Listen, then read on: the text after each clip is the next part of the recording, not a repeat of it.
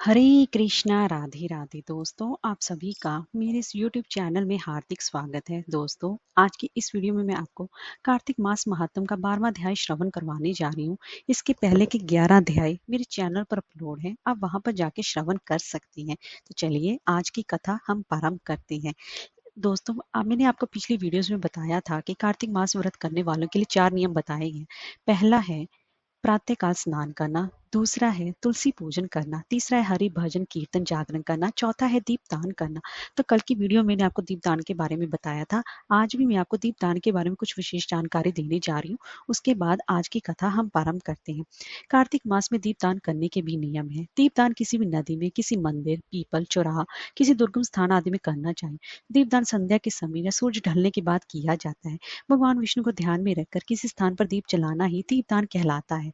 दीपदान का आशय अंधकार मिटाकर उजाले के आगमन से है।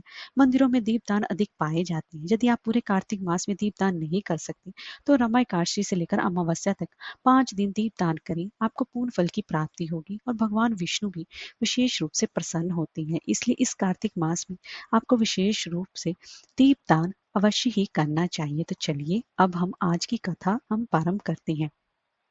दोनों ओर से गदाओं, बाणों और शूलों आदि का भीषण प्रहार हुआ। दैत्यों के तीक्ष्ण प्रहारों से व्याकुल देवता इधर उधर भागने लगे। तब देवताओं के इस प्रकार भयभीत हुआ देखकर गरुड़ पर चढ़े भगवान युद्ध में आगे बढ़े और उन्होंने अपना सारंग नाम का धनुष उठाकर बड़े जोर का ही टंकार किया। त्रिलोकी इससे शाब्दित होगी, यानी कि शांत हो गई। पल मात्र में ही भगवान ने हजारों दैत्यों के सिरों को काट गिराया। फिर तो विष्णु और जलंधर का महासंग्राम हुआ। बाणों से आकाश भर गया और लोग आश्चर्य करने लगे। भगवान विष्णु ने बाणों के वेग से उस दैत्य की ध्वजा, छतर और धनुष बाण भी काट डाले।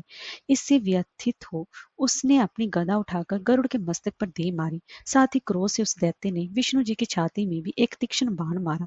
इसके उत्तर में विष्णु जी ने उसकी गदा काट दी और अपने शारंग धनुष पर बाण चढ़ाकर उसको बींधना आरंभ किया। इस पर जलंधर इन पर अपने पैने बाण बरसाने लगा।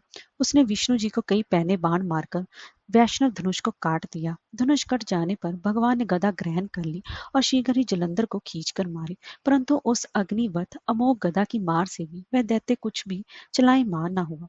उसने एक अग्निमुख त्रिशूल उठाकर विष्णु जी पर छोड़ दिया। विष्णु जी ने शिव के चरणों का स्मरण कर नंदन नाम के त्रिशूल से उसके त्रिशूल को छेद दिया। जलंधर ने झपट कर विष्णु जी की छाती पर एक जोर का मुक्का मारा। उसके उत्तर में भगवान विष्णु ने उसकी छाती पर अपनी मुष्टि बाहियों और मुष्टि को बाहु से युद्ध करने लगे। कितनी ही देर तक भगवान उसके साथ युद्ध करते रहे। तब सर्वश्रेष्ठ मायावी भगवान उस दैत्य राज से मेघवाणी में बोले कि हे रण दुर्मद दैत्य श्रेष्ठ, तू धन्य है जो इस महायुद्ध में बड़े बड़े आयुधों से भी भयभीत ना हो। तेरे इस युद्ध से मैं प्रसन्न हूँ, तू जो चाहे वर मांग। मायावी विष्णु की ऐसी वाणी सुनकर जलंधर ने कहा कि हे भावुक, यदि आप मुझ पर प्रसन्न हैं तो ये वर दीजिए कि आप मेरी बहन तथा अपने सारे कुटुंबियों सहित मेरे घर पर निवास करें।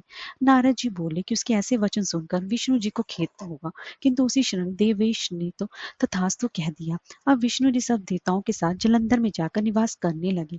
जलंधर अपनी बहन लक्ष्मी और देवताओं सहित विष्णु जी को वहां पाकर बड़ा ही प्रसन्न हुआ। फिर तो देवताओं के पास जो भी रत्न आदि थे सबको ले जलंधर पृथ्वी पर आया। निशुंभ को पाताल में स्थापित कर दिया और देव, दानव, यक्ष, गंधर्व, सिद्ध, सर्प, राक्षस, मनुष्य आदि सबको अपना वंशवर्ती बना त्रिभुवन कर शासन करने लगा। उसने धर्मानुसार सुपुत्रों के समान प्रजा का पालन किया। उसके धर्म राज्य में सभी सुखी थे। हरे कृष्णा राधे राधे।